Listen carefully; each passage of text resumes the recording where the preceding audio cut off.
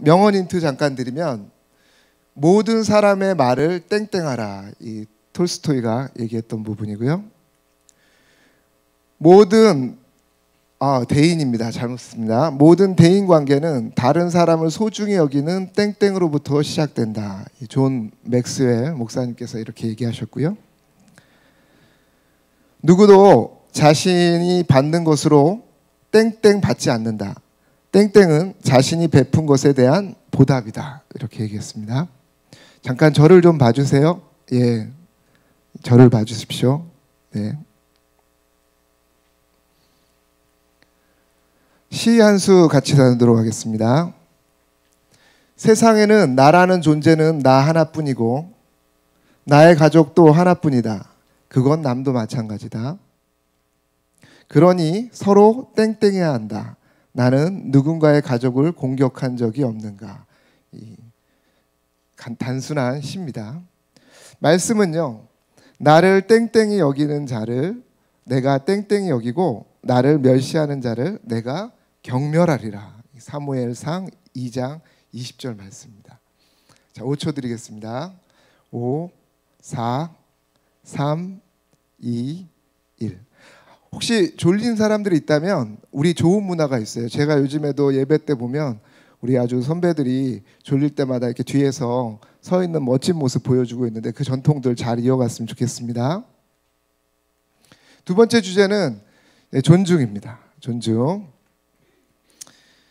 한때 굉장히 세력을 자랑했던 수도원에서 17, 18세기 종교 박해가 심해지고 19세기에 이 근대교육, 이 세속주의 교육이 들어오면서 점점 이 수도원의 몰락을 가져왔습니다.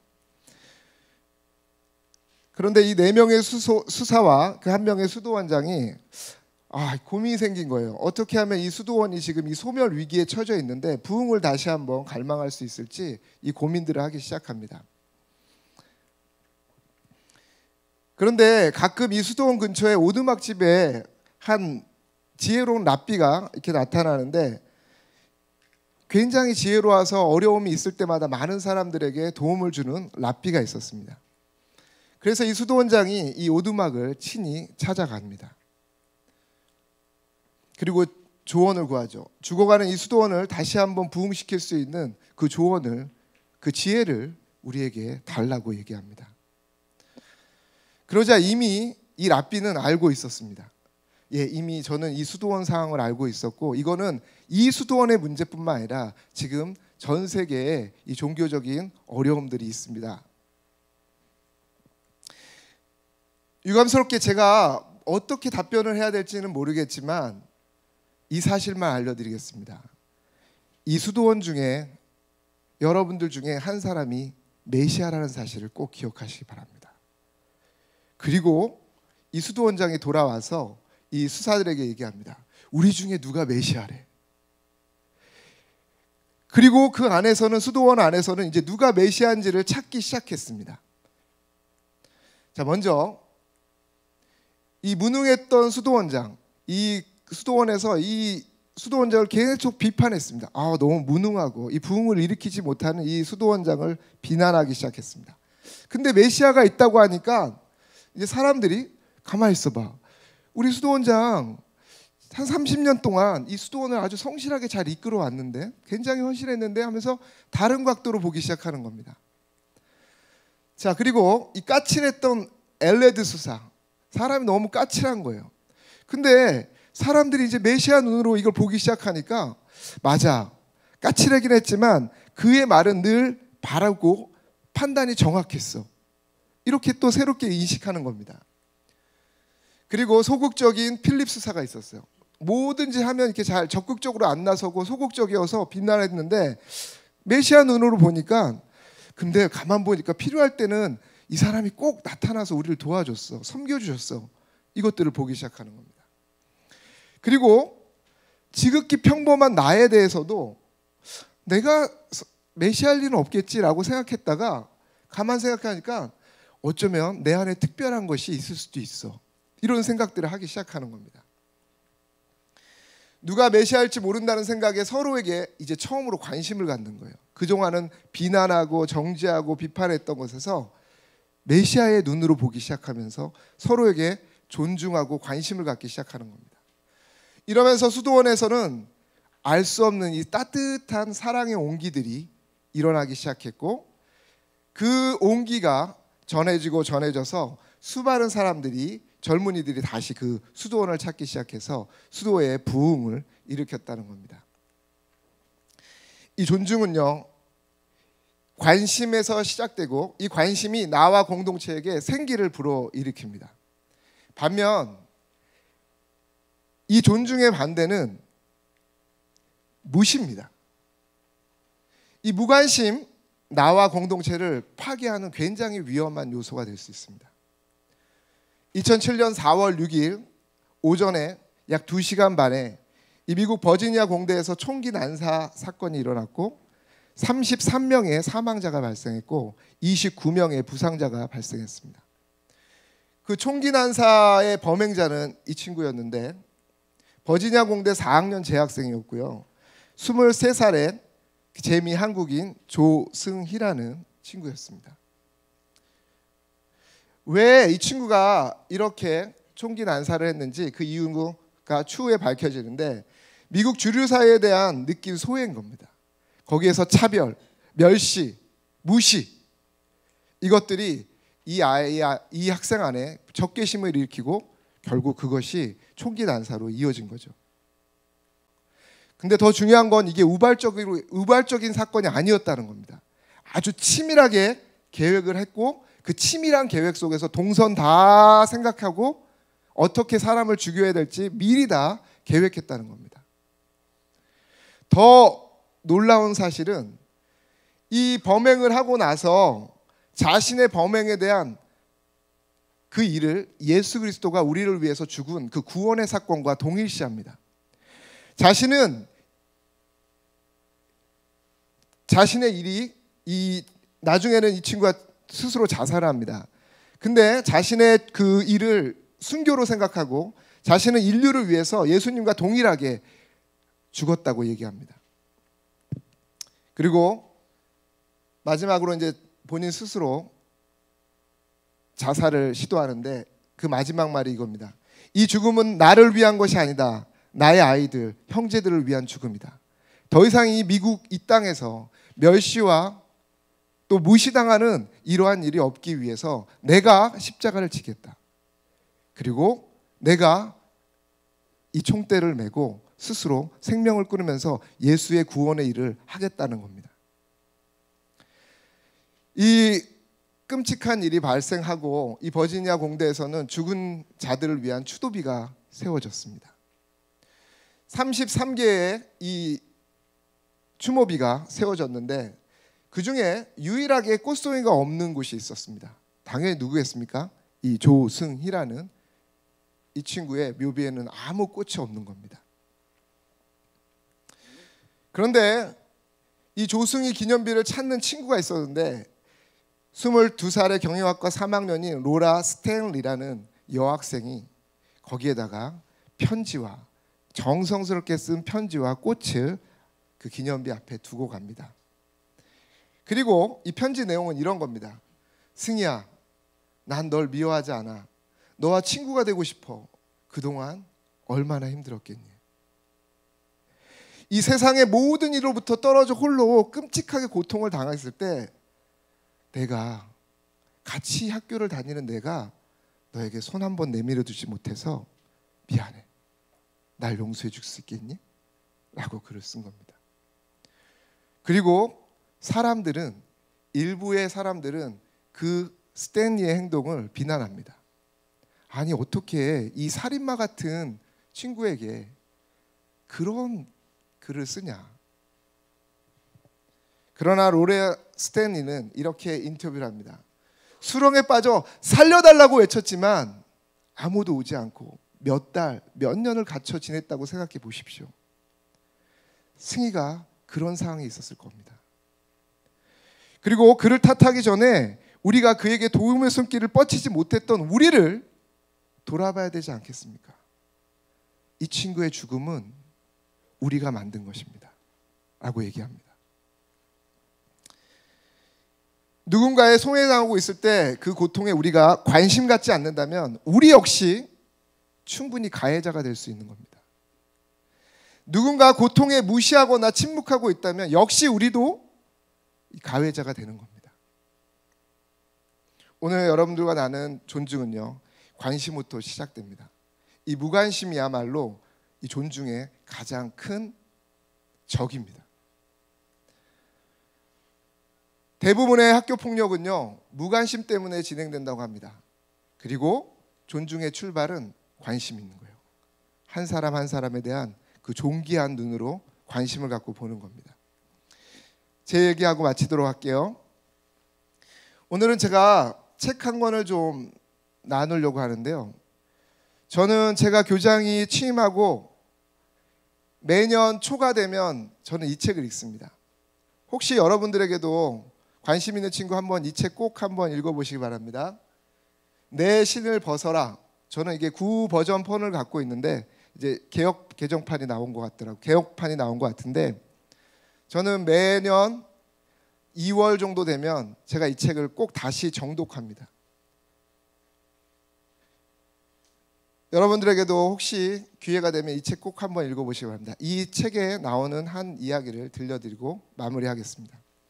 세계 2차대전 직전에 이 프랑스 파리에 이 건설업자 앙리고라는 신실한 크리스찬이 있었습니다.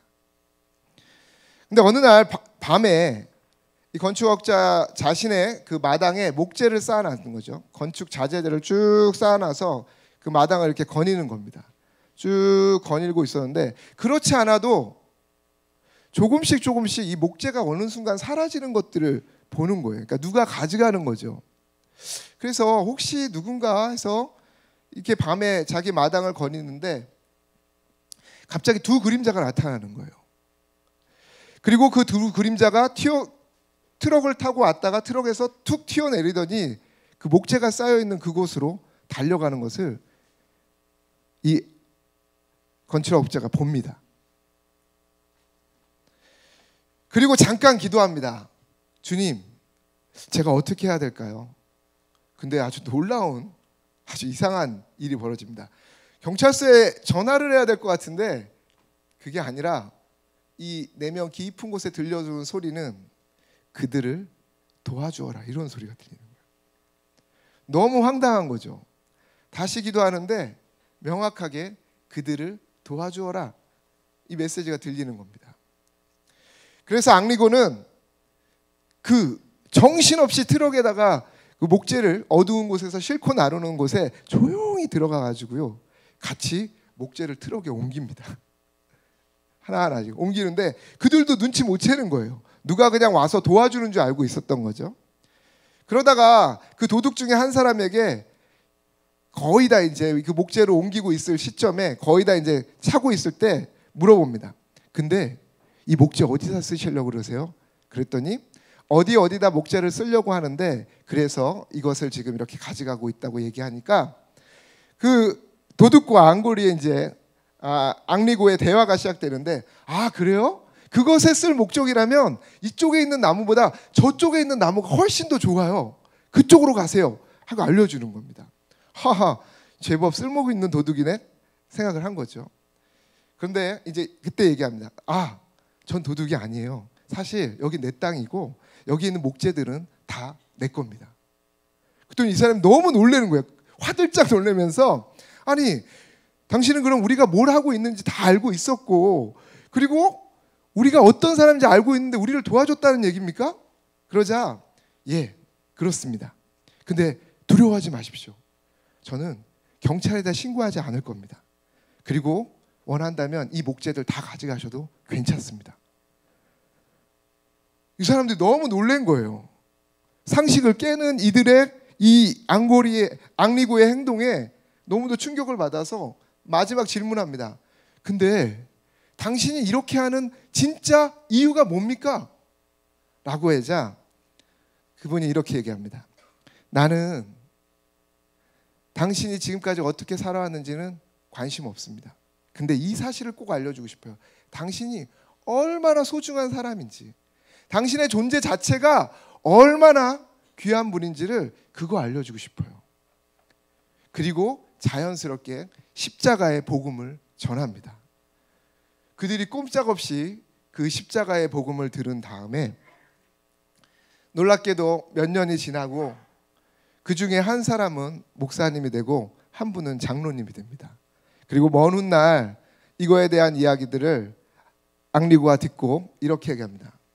한 트럭의 목재는 두 사람의 영혼을 구하기에 너무도 하찮은 것이었습니다.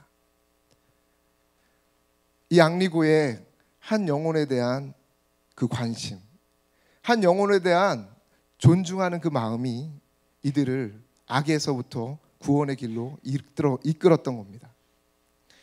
존중은 존재 자체를 인정하여서 관심을 갖는 것입니다. 제가 매년 3월 지나고 4월이 되면 하는 일이 있습니다. 제가 우리 고1 외부 신입생이라고 얘기를 할게요. 외부 신입생들, 우리 중등에서 올라왔던 친구들 말고 외부에서 오는 친구들하고 꼭 시간을 한번 갖습니다. 그리고 그때 제가 질문하는 게 이 질문입니다. 꿈의 학교 뭐가 좋아요? 어떤 게 좋아요?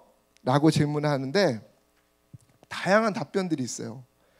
근데 작년에 우리 지금 여기 고2죠. 고2 작년에 했던 친구들 중에 제가 기억에 남았던 그 질문의 답은 이거였어요. 수업 시간에 조는 학생들을 선생님이 깨워요. 아니 이게 당연한 건데, 근데 선생님 그렇지 않아요. 일반 학교에서는요 절대 깨우지 않는다는 거예요. 깨우지 않는 분들이 많다는 거예요. 근데 꿈의 학교 선생님들은 꼭 깨운대요. 최근에 제가 기사를 보니까 한 고3 위탁교육을 받는 한 친구가 어떤 곳에서 위탁교육을 하는데 고3 선생님이 깨웠다고 선생님을 흉기로 찌른 사건이 있었습니다. 이러니 누가 깨워요. 근데 꿈의 학교 선생님 다르다는 거예요. 꿈의 학교 선생님은 졸면 깨운다는 거예요. 졸면 유다사라님 깨운다는 거예요.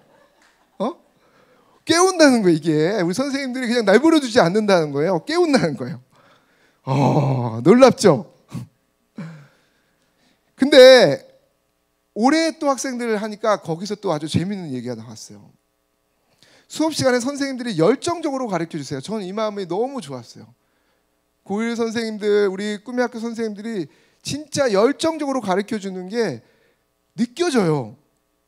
이게 교사로서 또 교장으로서 너무 감동이 되는 거예요. 근데 그 다음 말이 더 재밌어요. 근데 선생님이 자꾸 질문이 없냐고 물어봐요. 그래서 질문을 안 하면 슬퍼해요. 이러는 거예요. 아니 일반 학교에서는 이렇게 질문하는 것 자체가 막 서로 눈치 보고 싫어하고 질문하면은 선생님들 귀찮아하는데 오히려 계속 질문이 없냐고 물어보고 궁금한 거 없는지 물어보고 쫓아다니면서 물어봤다가 얘기하면 막 기뻐해주고 이런 모습에 아이들이 감동을 받았다는 겁니다. 이게 꿈의 학교의 다른 모습이었다는 거예요. 제가 이 두 것을 이렇게 보면서 공통점이 뭐였냐? 선생님들이 관심이 있다는 거예요. 학생들 하나하나들을 관심 있게 그냥 무관심하게 지나치지 않는다는 거예요. 하나하나를 보면서 관심을 가지고 학생들을 본다라는 거예요. 그게 이 학교를 좋은 학교로 만드는 하나의 힘이 아닐까라는 생각이 들었습니다. 좋은 학교는요 이렇게 관심을 갖는 거예요. 한 명 한 명의 소중한 하나님의 존재 자체로서 소중한 하나하나를 그렇게 관심 있게 보는 겁니다. 오늘 두 번째 주제는 존중이에요. 우리가 뭘 잘해서가 아니에요. 그냥 우리가 하나님의 형상으로 닮은 그 자체가 존중받기에 합당해요. 여러분들이 뭐를 하고 안 하고의 의미가 없어. 그냥 그 자체가 존중받기에 이미 충분해요. 그렇기 때문에 우리는 무관심할 수가 없어요. 관심을 가져야 되는 겁니다. 모든 사람의 말을 존중하라. 모든 대인관계는 다른 사람을 소중히 여기는 존중으로부터 시작된다. 누구도 자신이 받은 것으로 존중받지 않는다. 존중은 자신이 베푼 것에 대한 보답이다. 세상에는 나라는 존재는 하나뿐이고 나의 가족도 하나뿐이다. 그건 남도 마찬가지다. 서로 존중해야 한다. 나는 누군가의 가족에 그를 공격한 적이 있는가? 나를 존중히 여기는 자를 내가 존중히 여기고 나를 멸시하는 자를 내가 경멸하겠다. 야, 하나님 이런 말씀을 하세요. 하나님 역시 여러분이 나를 존중하면 내가 존중하겠지만 나를 멸시하는 그 사람을 내가 경멸하겠다는 겁니다. 그만큼 우리는 존재 자체가 소중한 자예요. 그러기 위해서 우리 꿈의 학교의 존중의 정의는 이렇게 정의하고 있네요. 우리 같이 한번 읽어볼까요? 시작. 주위 사람의 존엄을 거스르지 않기 위해 내 자유를 제한하는 것이다. 내가 소중하기 때문에 다른 사람을 존중히 여기기 위해서 우리의 자유로 또한 제한하는 것. 이게 우리 꿈의 학교의 존중의 정의로 설정했습니다. 저는 오늘 선언하고 싶어요. 우리 꿈의 학교에서는요, 절대 학교 폭력은 아웃입니다. 있어서는 안 돼. 이거 있으면 정말 우리 학교 문 닫는 한이 있더라도, 금식하는 한이 있더라도 이건 절대 있어서는 안 돼. 학교 폭력은요 정말 그 자체를 무시하는 겁니다. 존재 자체를. 언어폭력, 신체폭력, 협박, 괴롭힘, 사이버뿐만 아니라 따돌림, 우리 학교에 있어서는 안 돼요. 이거 있으면 학교 문 닫아야 됩니다. 이거 있으면 다 금식 선언하고 그래야 돼. 우리가 하나님의 귀한 존재라면 당연히 존중받아야 돼. 그가 공부를 잘하든 못하든, 그가 탁월하든 탁월하지 않든 그건 관계없어요. 하나님의 형상을 닮은 그 존재만으로 우리는 존중받기에 충분합니다. 저는 우리 학교에 이런 폭력 문제가 있다 그러면 진짜 심각한 학교의 존폐에 대한 고민을 해야 된다고 생각해요. 있어서는 안 됩니다. 이 폭력 문화는 아웃돼야 되고 이 존중 문화가 우리 안에 들어오길 바랍니다. 저는 그러기 위해서 우리의 첫 출발을, 이 존중의 첫 출발을 무시하지 않는 것으로부터 시작했으면 좋겠어요. 무시하지 않는 가장 좋은 방법은 저는 인사라고 생각해요. 제가 아침마다 저 눈을 봐주세요 라고 하는 이유는 다른 게 아니에요. 저도 존중받고 싶고 나도 여러분들을 존중하고 싶어. 이게 무시하지 않는 첫 번째 출발이에요. 저는요, 우리 학교에 외부에서 많이 오시는 분들이 학교를 자랑하는 여러 것들을 칭찬할 때 있어요. 근데 제가 제일 기분 좋을 때가 있어요. 아니, 이 꿈의 학교 학생들은 왜 이렇게 인사를 잘해요? 진짜 기분 좋습니다. 그리고 아마 여러분들의 부모님들 중에 상당 부분 이 꿈의 학교를 선택했던 많은 분들 중에 하나가 여러분들의 선배들이 인사를 잘했기 때문에 이 학교 뭔가 특별하다 해서 보낸 분들이 상당 부분 많습니다. 그리고 아마 여러분들은 느끼지 못하겠지만 외부 사람들은 이것들을 금방 느낄 수 있어요. 부탁드립니다. 선배님들, 후배들 인사하면 잘 받아주세요. 아이들, 후배들 가끔 얘기 들어보면 후배들이 무서워하는 게 있대요. 애들 표현으로 쌩 까는 거래요. 인사를 했는데 안 받아주는 거예요. 이거 무시하는 겁니다. 잘 받아주십시오. 할 수 있다면 선배들, 여러분들이 먼저 인사해 주세요. 반갑게. 후배들에게 먼저 반갑게 인사해 주십시오. 이게 우리 존중 문화의 첫 출발입니다. 안녕하십니까? 이 별거 아닌 이 인사가 우리의 이 꿈의 학교 문화를 완전히 바꿀 거라고 저는 믿습니다. 인사만 잘해도 성공한대요. 제가 말한 게 아니라 이 책에서 얘기합니다. 전 근데 그 말에 동의합니다. 여러분, 인사만 잘해도 여러분들에 대한 인상이 바뀝니다. 꼭 꿈의 학교 안에 이 존중 문화의 첫 출발, 인사로부터 시작됐으면 좋겠습니다. 감사합니다. 자, 우리 같이 구호 외치도록 하겠습니다. 내일을 준비하며 스스로 성결하라. 제가 내일을 준비하며 그러면 여러분도 힘차게 스스로 성결하라 외쳐주시기 바랍니다. 내일을 준비하며 스스로 성결하라.